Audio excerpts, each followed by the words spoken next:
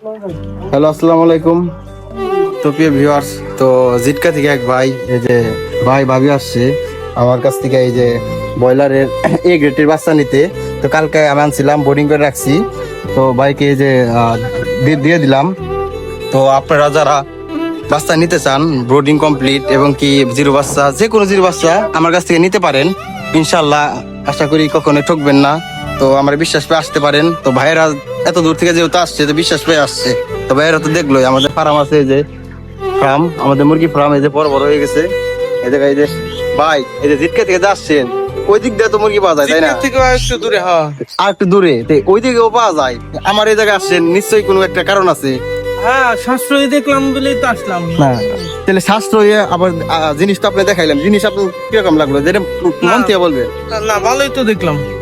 তো গাইস, ভাইয়ের সাথে কথা বললে দেখলাম, ভাইয়ের সাথে কথা বলে ভালো লাগলো, ভাইয়ের ব্যবহার ভালো লাগলো।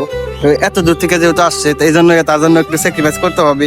তো আপনারা চাইলে আমার এই জায়গায় আসতে পারেন, নিতে পারেন। অবশ্য আপনারা যদি একটু বেশি নেন, তাহলে আমি যে রেট দিব আশা করি আশেপাশে আপনাদের ডিলারও দিতে পারবো না। কারণ 30টা বাচ্চা, হ্যাঁ যদি 100, 200, 500 বাচ্চা নিত, এমন রেট দিতাম, তার পৌঁছেও দিতাম। ম্যাক্সিমাম 200, 300 নিত, আমি তার বাসায় পৌঁছে দিতাম।